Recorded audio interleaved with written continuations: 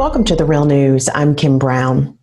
In the small and besieged Gaza Strip, there are about 2 million residents and only about 60 ventilators, along with acute shortages of drinking water, test kits, and protective gear. The Hamas party, which is in control of the Gaza Strip, is not a democratic movement, and it was widely expected that Hamas will use the crisis to seize more power in the name of a state of emergency. Instead, Hamas leader Yahya Sinwar spoke to the public in early April and called on people to protect their health. He also reached out to Israel and quoted from the book of Ezekiel, a fable about those who don't take care of their responsibilities will lose their property. Let's hear Hossam Najim, a resident of the Gaza Strip, talking about what people feel on the ground, and then let's hear the statement of the Iyad al-Bazoum, spokesperson for the Hamas Ministry of the Interior. It is normal to feel afraid because the virus is not known. It is invisible. There is no vaccine, and great countries are collapsing.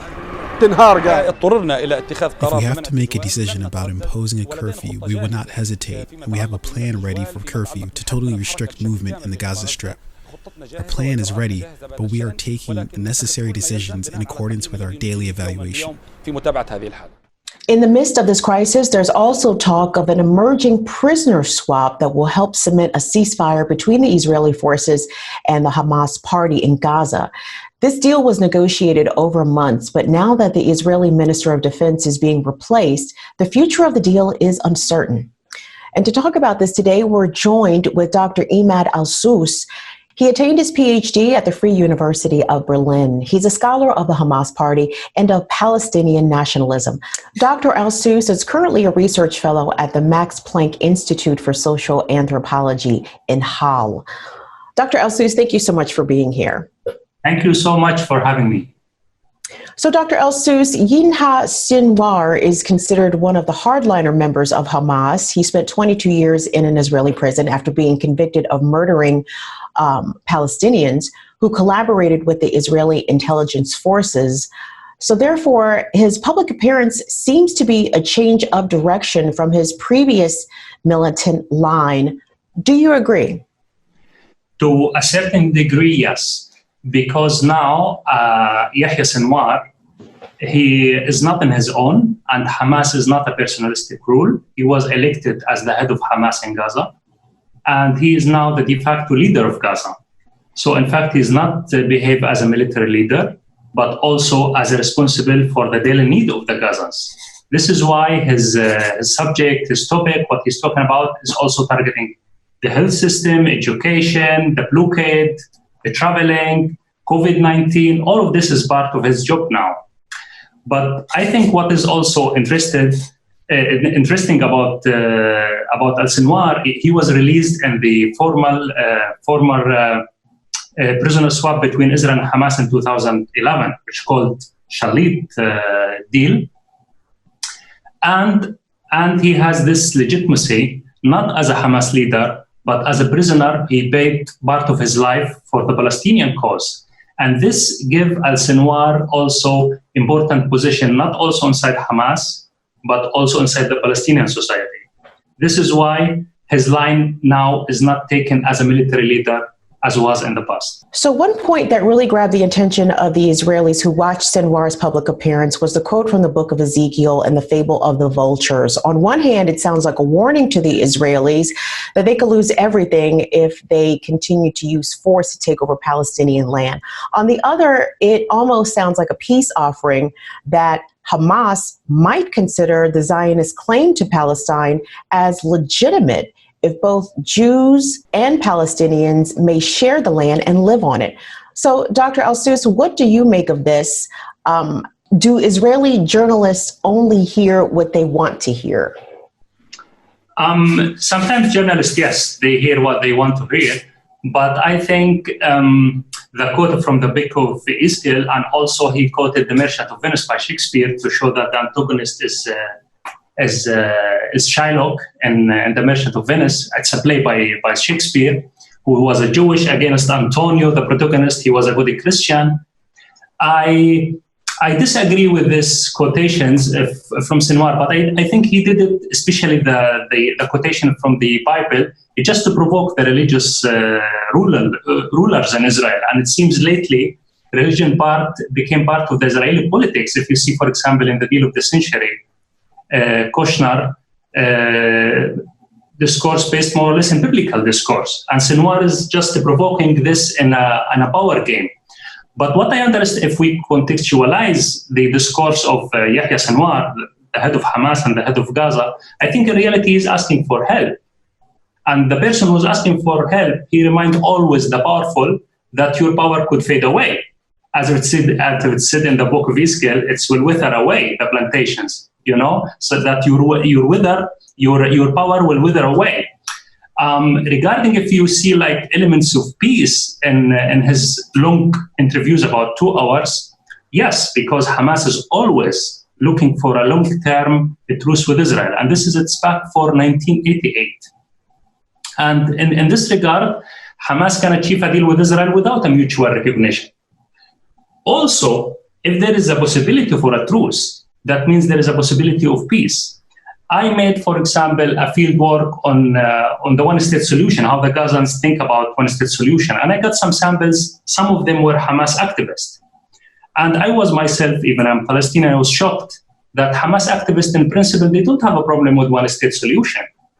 So I can see that elements in his interview and other interviews, that there is elements of coexistence. And one-state solution is no longer a utopian, imaginary thinking among Israelis and Palestinians. No, it's present among the locals of Gaza, and you can see such discussions in the social media.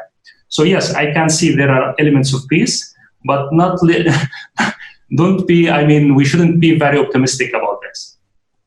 Dr. Al-Sus, the Gaza Strip is particularly vulnerable to the COVID-19 pandemic because its healthcare system is in shambles. It is besieged. It even lacks the basic supplies for hygiene and cleaning. So did the Israeli negotiators use this to put pressure on Hamas during the prisoner swap negotiations?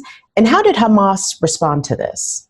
This is correct, because the defense minister, Bennett of Israel, he wanted to negotiate. If I want to give you medical supplies to confront COVID-19, you have to give information about the Israeli captured by Hamas.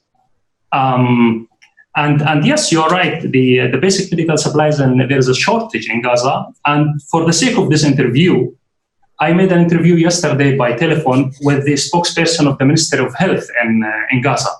And if you just let me, I will summarize what difficulties that Gaza face in this epidemic. What I see that the problem of medical supplies in Gaza is not related basically to this period of time, which is Corona time, but it has to do with a blockade on Gaza since 2007, which around 13 or 14 years. He said, the spokesperson of the government, that there is 45% of a type of drugs Israel does not let them enter into Gaza. There are 37 or 31 from the medical devices also prohibited from entering Gaza. There is a shortage of 65% of labs and materials for labs that are necessary for example, for blood analysis. There are 350 medical devices, very crucial devices for people with chronic diseases, and they were broken with time, but Israel doesn't let parts of them to enter Gaza in order to be fixed and be used again. And he said there is 78 intensive care beds in Gaza. 80% of them, that means around 62, they are used for normal chronic disease, necessary for a daily needs, medical needs. That means Gaza left with only 17 or 16 intensive care beds to confront coronavirus. I mean, just the last point, the basic medical supplies that the Gazans need to confront the COVID-19. Not only the people of Gaza, they don't have these basic supplies, but also the health ministry doesn't have, for example, masks, costumes, disinfection materials. All of them are not available even for the doctors and the nurses in Gaza, let alone the people of Gaza. Imagine if a virus is spread by thousands in Gaza. I would assure you from the interviews I made that the health system will collapse from day zero. But also, I would like just to bring up a point that I hear it from people in the Arab world and in Gaza. They said, "Oh, the people in Italy and Spain, they are very old. The mortal rate is very high in Spain and Italy, but in Gaza it's low. So COVID-19 will not affect."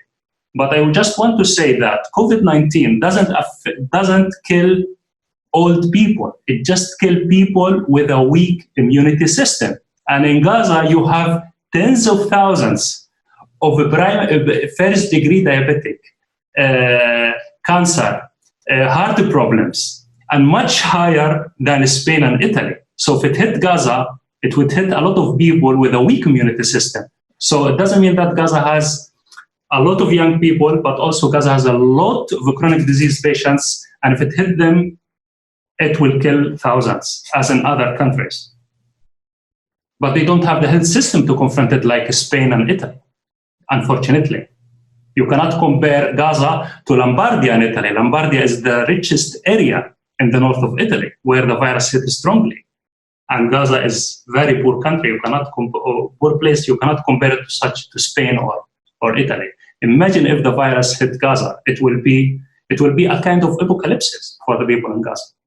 I hope it will not. As do we all, Doctor. Well, we have to leave the conversation there. We've been speaking with Dr. Imad Al-Sous. He is a scholar of the Hamas Party and of Palestinian nationalism. Dr. Al-Sous is currently a research fellow at the Max Planck Institute for Social Anthropology in Halle. He has been joining us today from Berlin. Dr. Al-Sous, thank you so much for speaking with us. Thank you, Kim, so much for having me too. You're quite welcome. And thank you for watching the Real News Network. Thanks a lot for watching. Appreciate it. But do us one more solemn favor. Hit the subscribe button below. You know you want to. Stay up on the videos.